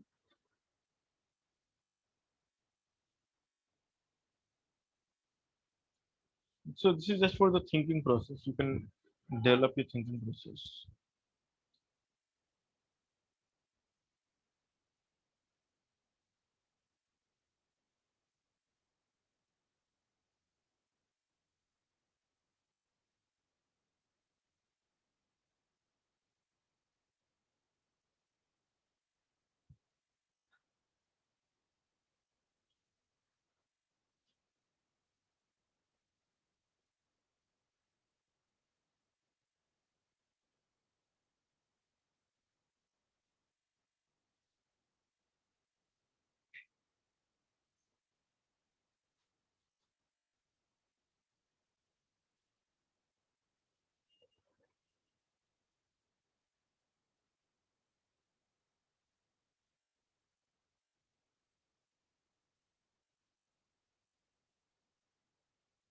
So root 3 by 4 R. Root 3 by 4 R. Correct, correct. That's the right answer. Anybody else who got the answer? Sir, so one. Yeah.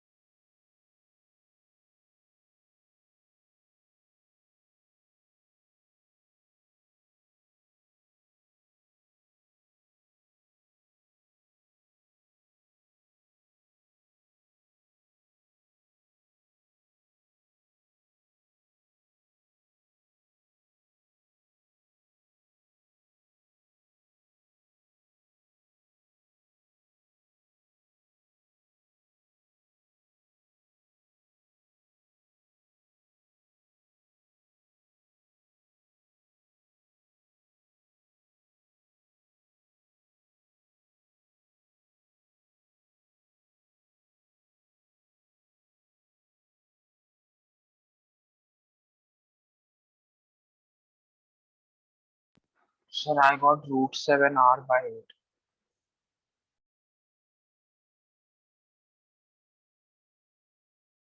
No. So root 3 r by 4 is the right answer. Okay, so what are you doing, guys? Like, are you finding the coordinate first? Sir, I got the XCM as -r by 4 and YCM as √3 r by 8. Yeah, I think that is correct somewhere. So root 3 r will not 8, it should be 4 only. Or maybe 8. I don't know. So okay, fine. So if you square and add, what you're getting? If you square and add, maybe say addition is somewhere wrong. Square and add properly and check the answer. Okay, so this is basically a equilateral triangle in way. Yes. Then angle is 60 degrees. So yeah, so this is 60 degree. So let's find the coordinate first. What is the coordinate of this particle? R comma 0 This is minus r comma 0. and this is R by 2 comma √3 r by 2. no Minus of r by minus r by 2 comma 2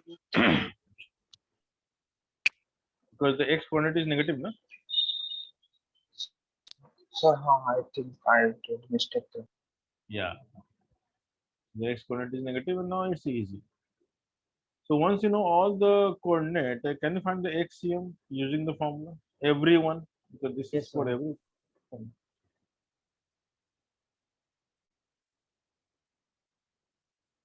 Aditya, Atharva, are you getting? Are you guys getting the answer? Harshit,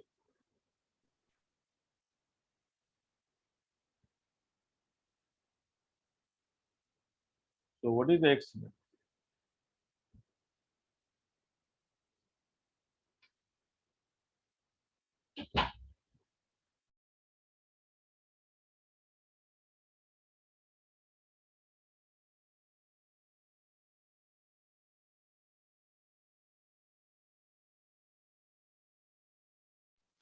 So it will be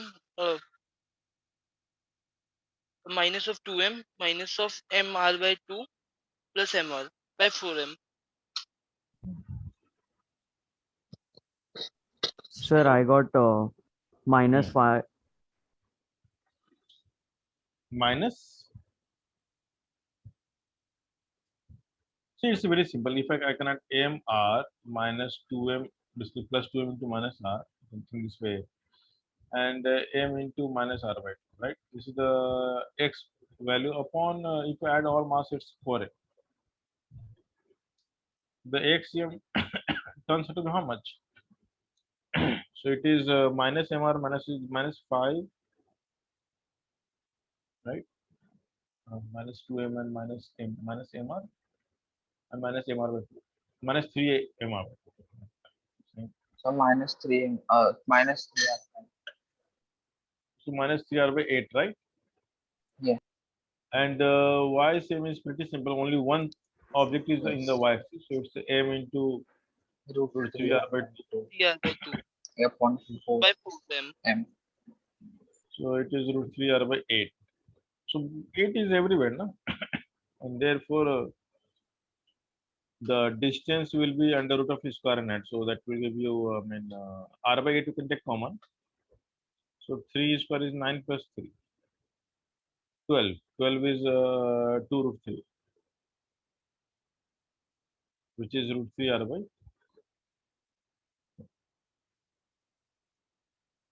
Sir, I mistaken that XCM. Sir. Correct, correct. So you took r by 2 as a plus, right? Yes. Yeah, that was a mistake.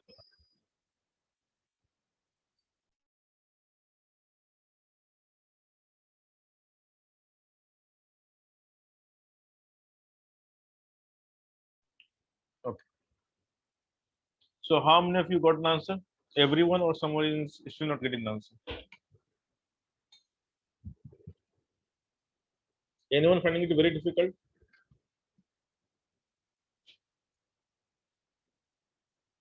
Anyone finding it very difficult? No, sir. No, sir. So you all are comfortable. Shall I go next? Yes, sir. Yes. Okay. So now this question we can do it mentally. Imagine doing question mentally.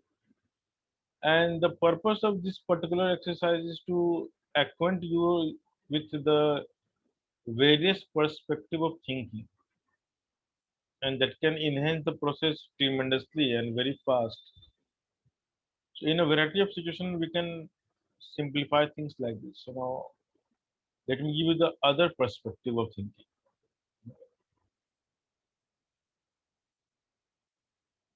And now I'm going to do it mentally. So you can do it mentally with some class 10th mathematics, which you have probably forgotten so far. Okay, so let me read those first.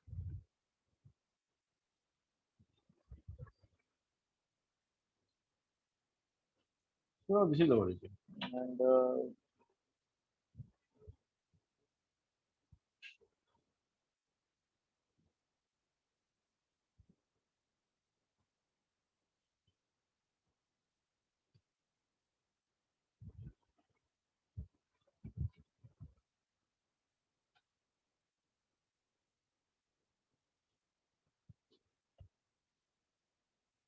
so this is R, right? This R.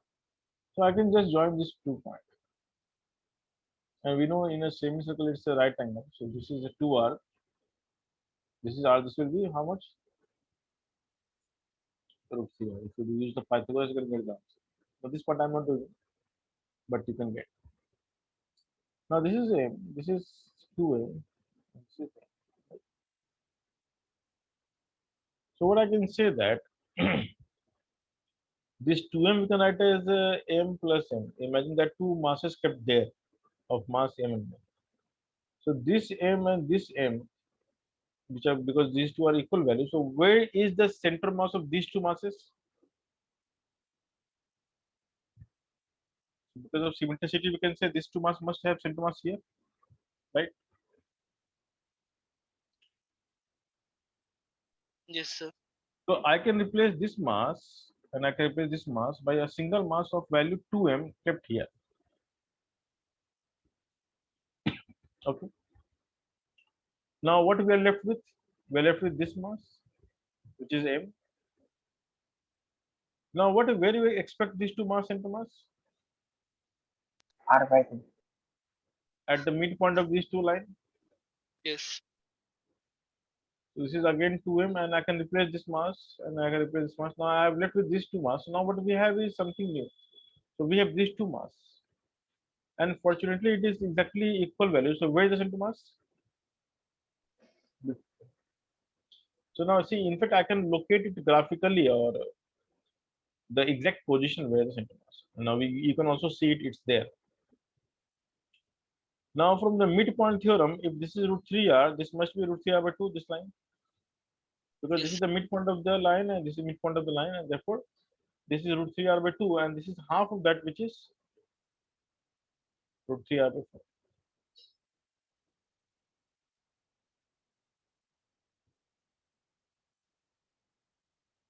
So now what you learn from here? That you have the freedom to break down mass into suitable masses, and from there you can replace like combination of mass to find their center mass and then solve it. Okay. So this freedom you have, this liberty you have of breaking down a big mass into suitable masses and then looking at the center mass. So let me give you some another problem, which we can apply this concept. So imagine we have a square. So we have a square. Nice.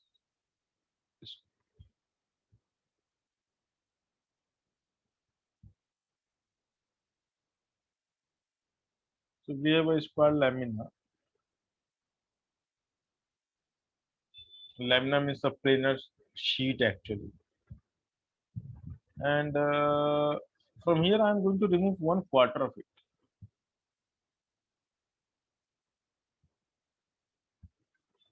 So 1/4 is removed.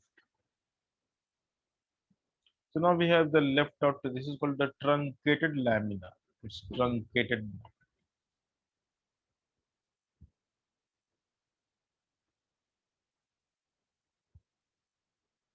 So what I'm doing is I'm taking this as origin, and it is exactly 1/4 which is truncated.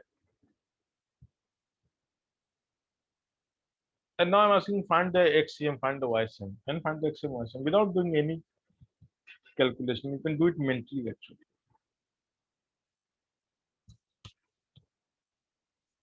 Okay, but it will be difficult for you to do it mentally. So what I'm telling you that so far you know the calculation of center mass for particles, but now this is not a particle. But still no need to worry about it. If we don't see particle, you convert this into particle. How we can convert this into particle? So as I said, we can convert this into the tiny squares. And each square will have its center mass at the geometrical center by the construction. So I know that this center mass is here for each square independently. So now instead of dealing with the sheet, we can deal with the this point, these dots or these particles. And by the basic we can say direct inspection, we can say if this will have a mass m, then all must have the same mass because of the symmetricity of construction. So now I have only three masses and I am not bothered about the sheet or the shape of the object. Now this is some like vision that you need to develop slowly with practice, like things which we can do, things which we cannot do. So I can replace the all square sheet. First, I have broken down into three sheets, and then I can replace each sheet by its center of mass, which we know already. And now these are the points; these are the dots. So if I give you the dimension, let's say if I say that the dimension here is uh,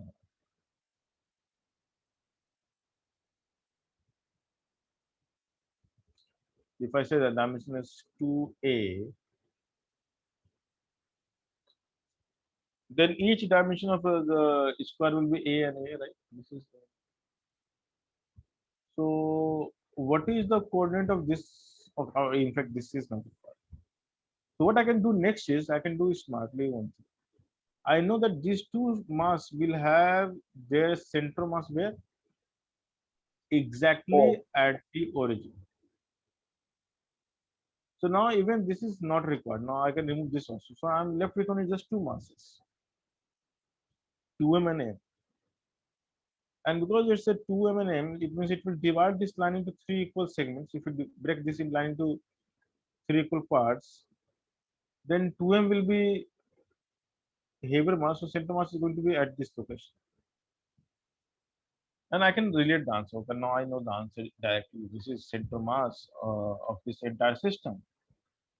And doing the calculation is pretty easy because we know this length of the diagonal of a square is root 2a.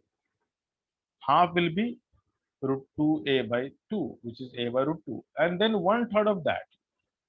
So if I call this as r as a distance, then what is r? I can write directly. It is r is how much? So r is 1/3 of the half diagonal or 1/6 of the full diagonal. You can think this way. 1/6 of the diagonal, which is root 2. Oh, I'm done. So the answer turns out to be how much? A by 3 root 2. Can you see that? So how many of you are able to understand what I'm trying to explain? Anyone having any doubt? Like if you're not getting anything, maybe it's just throwing you away from the track. Just let me know. so what did you do after that? You found the center of mass of M is 2m at the origin. Yeah. So if we have just two mass, m and 2m, So the center mass from the 2m is how far? What is this r value? So we know the center mass formula is the center mass from the m1 was m2l by m1 plus m2, if you remember. Yes. So center of mass from 2m will be how far? M by sum of mass into separation. Yes, sir. And what is L here? L is the this length.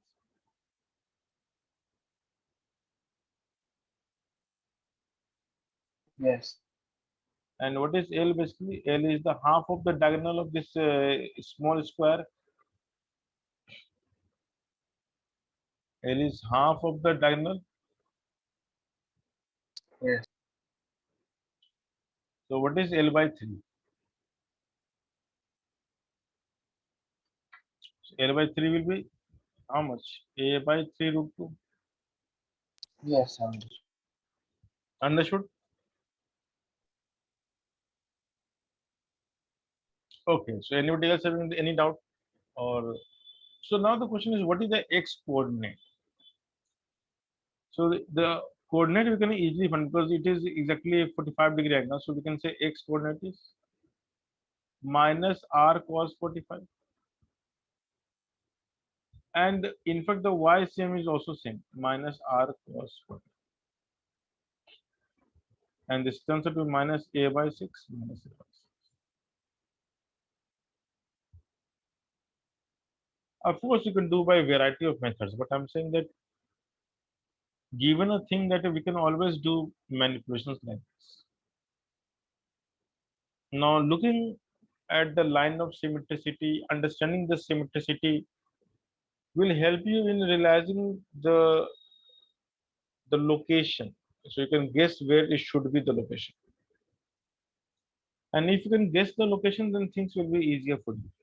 Let's say if it is a MCQ, then you know that which option is probably not correct by looking at the sign.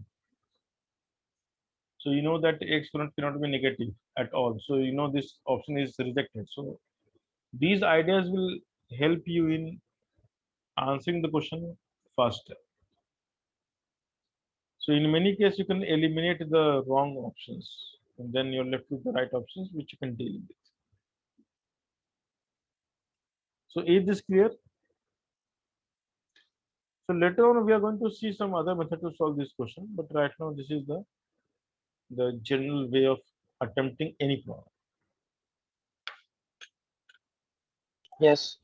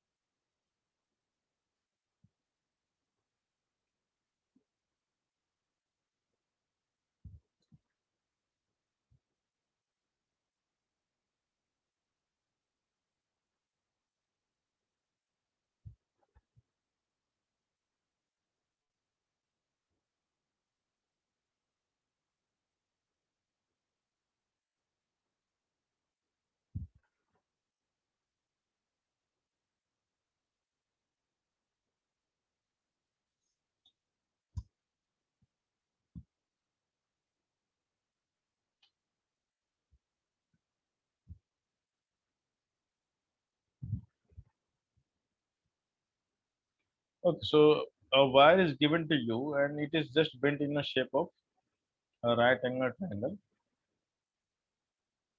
So you have to supposed to find the center mass of this configuration. So the first step will be can we replace the independent rod with their point masses? Because for rod we know the center mass, isn't it? Second one, so Yes, please go ahead.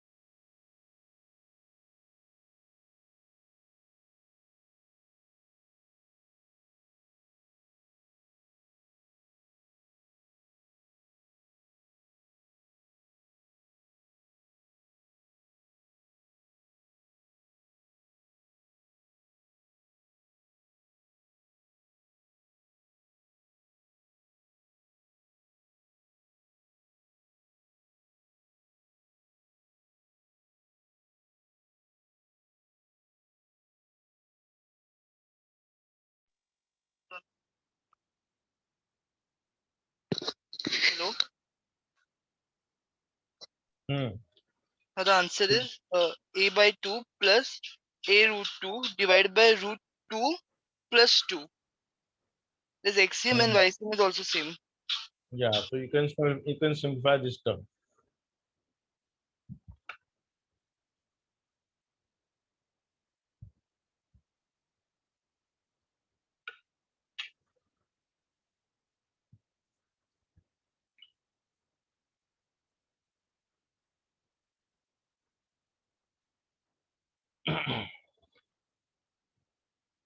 So anybody else got getting the answer?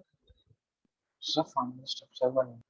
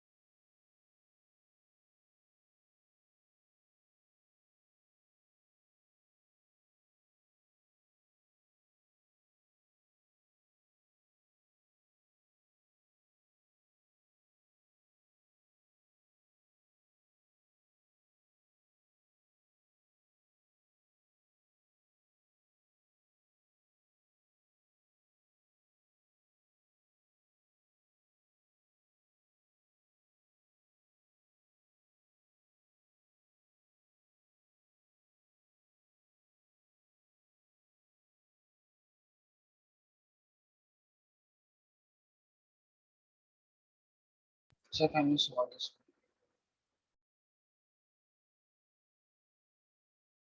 Okay, look at this. So first of all, we can replace each mass is each load by the center mass. So this one is here, one is here, and the second is undoubtedly here. Now the question is mass. What we should assume the mass? We know that the mass will be proportional to the length. So if I call this as m mass, this is also m. But this will be how much? Root 2m. Because lengthwise it is root 2 times more than the other length. If you say this is a, this is a, this is root 2a. Now this is the only trick. And then you can say the coordinate. This is a by 2. This is 0 comma a by 2. And this is a by 2 comma a by 2. So what is xm? So m a by 2 plus root 2m a by 2, because this is 0. And if you add all mass, it is m plus root 2, which is 2m plus. You can take m a by 2 common. So what you get is 1 plus root 2. And what you can get here is root 2m common, which you don't realize, is root 2 plus 1. The answer is a by 2 root 2 and a by 2. And this is same as ycm also. So xcm and ycm as a coordinate is a by 2 root 2 comma a by. So So my mass is, coordinates is, pardon, so my coordinates were same, but I didn't got the same answer. your, Coordinates were same, sir. okay, so that's the right answer. Okay. Call from +9182481696.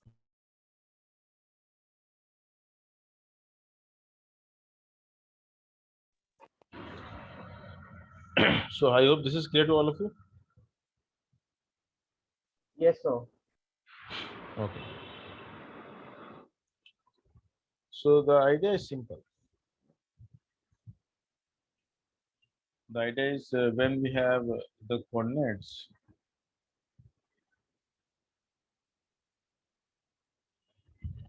okay. So now the idea is like whenever you get a question, you should not expect that mass will be given.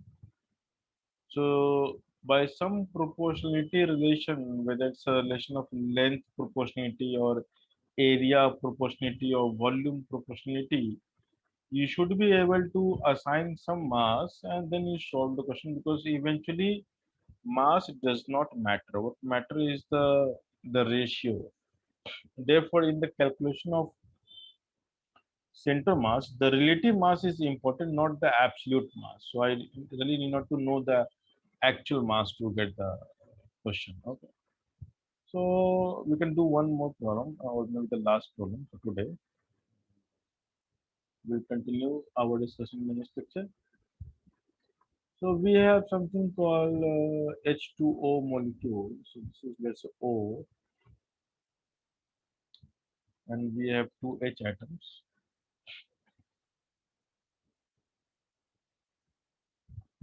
Like that.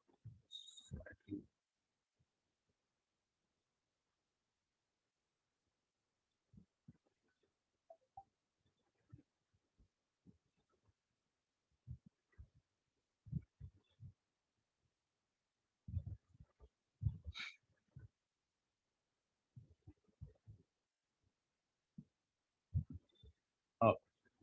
Uh, Sorry. This is O atom. This is H atom. This is H. Okay.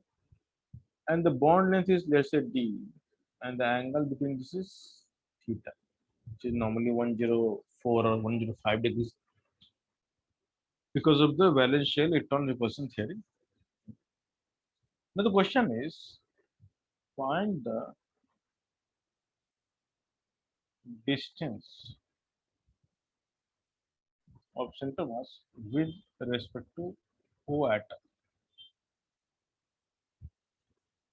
So how far is the center mass from the oxygen atom? Tell me the answer quickly.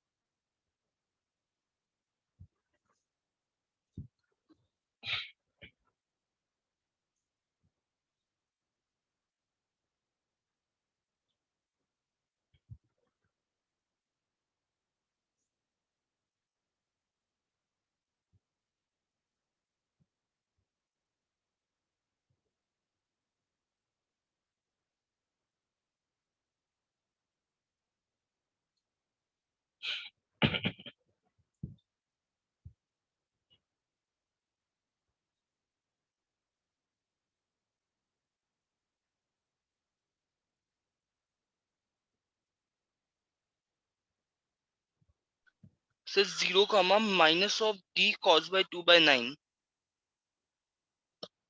No, only distance. I mean, of course, you don't need not to mention the 0 comma. Okay. Just Then it is d cos by 2 correct. by 9. D cos by 2 कुछ होता ही नहीं. What is answer? Sorry, d into cos by 2. Cos by 2? What is cos by 2? Not cos by 2, actually.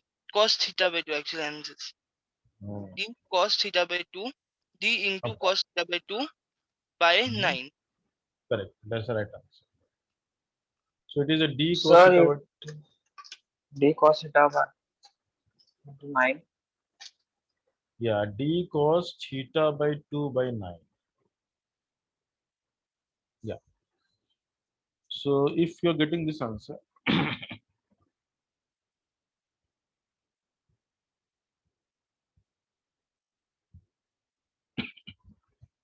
so again you can use the same method like I can replace these two mass by a single mass 2m. Let me call it m and n. And if I call this as m and n, then this I have to call it 16. And then the center mass will be on this line. And we know the formula. It's 2m by 18m into the separation of O and 2m basically, which is d cos theta. So I hope this is clear.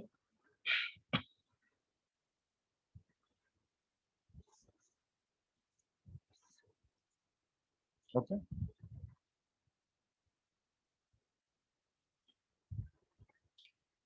All right. So we'll do more problems, of course.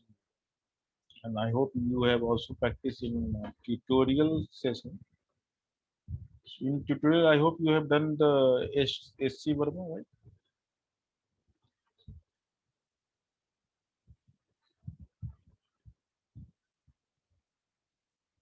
Am I correct? Sir, हाँ.